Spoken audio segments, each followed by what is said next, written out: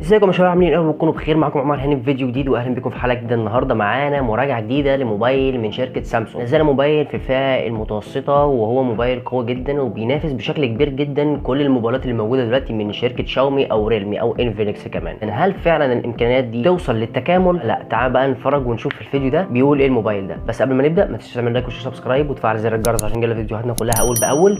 ويلا بينا نبدا. سامسونج A34 موبايل جاي من ديزاين فخم جدا، ديزاين شكله كويس، الكاميرات كمان شكلها انيق. بالرغم ان انت ممكن تبص في الاول وتقول ان هو من سلسله الاي، سلسله الاي مش افضل حاجه موجوده في سامسونج، ولكن الموبايل ده جاي عشان يكسر القاعده دي كلها. والبدايه كده من الديزاين هو كله من البلاستيك، ولكن البلاستيك هنا مش باين ان هو بلاستيك. انا اول ما شفت الموبايل ده من الاول انا قلت ده من ازاز، ولكن انا اتصدمت لانه لقيته من البلاستيك. الموبايل مسكته فخمه جدا، الماسكه بتاعته متينه وجميله جدا في الايد. وكمان انا عاجبني قوي الشكل الكاميرات اللي لوحده. طبعا في حواف كبيره او في بروز كبير للكاميرات، ولكن الشكل الكاميرات اللي هي بدون اطار او بدون اي حاجه شكلها جميل جدا ومديه منظر فخم للموبايل. الموبايل حجمه 199 جرام، الموبايل مش تقيل خالص، وبيدعم ال NFC، وبيدعم كمان ان انت تحط شريحتين او شريحه وميموري كارد. والموبايل فيه ميزه حلوه جدا مش موجوده في بعض الموبايلات اللي في نفس الفئه بتاعته، وهو انه مقاوم للميه والغبار بمعيار IP67، وبيوصل ان هو تقدر تنزل الميه لمتر تحت الميه لمده 30 دقيقه. ودي من اول النقط القوه اللي موجوده في الموبايل. وتعالى بقى نسيبنا من الديزاين وتعالى بقى نتكلم عن الديسبلاي، الشاشه اللي موجوده هنا. وطبعا بنتكلم عن شاشه من سامسونج، يبقى اكيد الشاشه هنا اكيد قويه. وفعلا الشاشه اللي بتتكلم هنا عليها هي سوبر اموليد فول اتش دي بلس 6.6 انش ب 120 هرتز، دقه 1080 ب 2340 بكثافه بكسلات 390 بكسل لكل بوصه، وده رقم ممتاز. بالنسبه للاستحواذ بتاع الشاشه هو مش افضل حاجه موجوده في الموبايل. الحواف هنا الصراحه هي دي اكتر حاجه مضايقاني في الموبايل، ان الحواف تخينه شويه، وده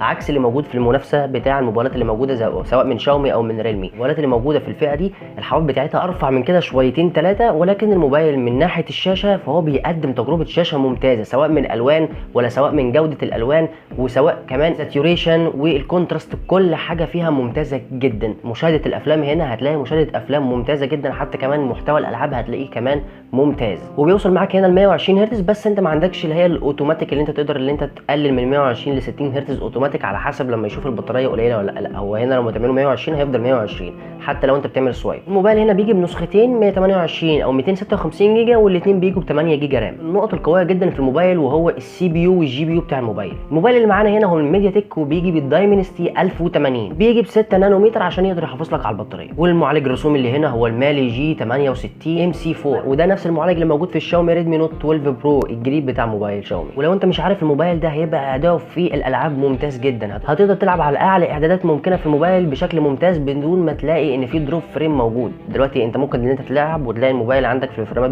ممتازه، لكن لما تيجي تلعب تلاقي في دروب فريم. هنا دروب فريم مش موجود، ودي حاجه كويسه جدا. كول اوف ديوتي، مودرن وورفير، ببجي موبايل، اسفلت 9، اي لعبه هتلاقي عندك ممتازه بدون دروب فريم يحصل. احنا اتكلمنا قبل كده عن معالج الدايمنستي 1080 ان هو يعتبر بينافس بشكل كبير جدا وقوي جدا في الفئه اللي هو فيها دلوقتي. تعالى بقى نتكلم برده عن الموبايل وهو عن الكاميرات. الموبايل بيجي بثلاث كاميرات في الظهر. اول واحده بتيجي ب 48 ميجا بكسل بفتحه عدسه اف 1.8، ودي اللي بتيجي الاو اي اس دي الاساسيه. وعندك الكاميرا الثانيه 8 ميجا بكسل ودي للالترا، وعندك الكاميرا الثالثه وهي 5 ميجا بكسل ودي للماكرو. والصراحه الصور اللي موجوده هنا هي الصور طبعا في الاضاءه العاليه ممتازه جدا وتحفه، ولكن الصدمه هنا ان الصور اللي موجوده في الاضاءه القليله بتبقى صراحه ممتازه وحلوه جدا وتقدر تعتمد عليها بدون ايديت، ودي حاجه كويسه جدا وغريبه من سلسله الاي بتاعه سامسونج ان هي تقدم الحاجات دي كلها في موبايل واحد. الموبايل يقدر يصور لك 4K او فول اتش دي 30 او 60 فريم، ولو انت هتصور بجوده 720 هتقدر توصل ل 480 فريم، ودي هتبقى ممتازه جدا معاك في سلو موشن. الكاميرا السيلفي هنا برده ممتازه ب 13 ميجا بكسل بفتحه عدسه اف 2.2، وهنا الكاميرا الى حد ما كويسه، ولكن في الاضاءه الليليه بسبب فتحه العدسه الضيقه هتبقى مش حلوه قوي معاك، هتبقى محتاجه شويه اديت، ولكن هي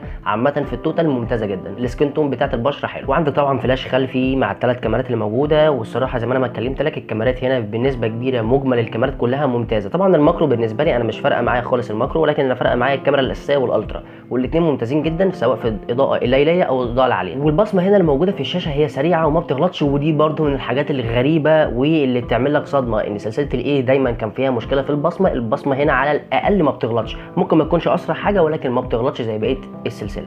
وعندك هنا ميكروفون عازل للضوضاء عشان لما تيجي تتكلم في المكالمه. والبطاريه اللي موجوده في الموبايل هنا هي 5000 ملي امبير، بتيجي بسرعه شحن 25 واط. والموبايل هنا بيجي باربع الوان، الاسود والاخضر والسيلفر والبنفسجي. اهم حاجات موجوده في الموبايل انا يعتبر غطيت كل حاجه في الموبايل. بس تعالى بقى نتكلم عن العيوب اللحظيه واللي انت هتتضايق منها، واللي هي كلها موجوده، مفيش عيوب تاني على ما اظن في الموبايل. وهي اولها الحواف زي ما انا ما اتكلمت عليها، والحاجه الثانيه اللي انت ما عندكش مدخل سماعات 3.5 ملي، والثالثه اللي انت للاسف سامسونج ما زالت لسه محتفظه وكالعاده على نفس الحاجات بتاعه الايفون، اللي انت عندك الموبايل هو الوحيد اللي هيبقى موجود في العلبه، وممكن تلاقي جراب وممكن ما تلاقيهوش. ما عندكش شاحن، ما عندكش سماعات، ما عندكش اي حاجه، ولا حتى سكرين بروتكتور للموبايل. وده عيب غريب جدا، ودي هي الحاجه الوحيده اللي بتعملها الشركه الاندرويد الوحيده اللي موجوده في العالم هي اللي بتعمل الطريقه دي بس، وهي شركه سامسونج. ليه؟ انا ما اعرفش. ده حتى كمان الشحن 25 واط، يعني مش اعلى حاجه، ده في اعلى من كده بكتير دلوقتي. وده معناته ان انت لما تجيب الموبايل هتبقى محتاج ان انت تجيب جراب، وتحتاج تجيب راس شاحن كمان. واخيرا الموبايل السعر بتاع النسختين اللي هي 128 جيجا و8 جيجا رام بتيجي ب 10500، والنسخه ال 256 جيجا 8 جيجا رام بتيجي ب 11500، فرق 1000 جنيه ما بين الاثنين. ودي المفروض الاسعار الاوليه او الاسعار اللي موجوده حاليا، ممكن تتغير وممكن تزيد طبعا، ده اكيد. وبس ده كان كل حاجه عن الموبايل. يا رب الفيديو عجبكم، ما تنسوش تعملوا لايك وشير وسبسكرايب. استنوني فيديوهات ثانيه، في امان الله.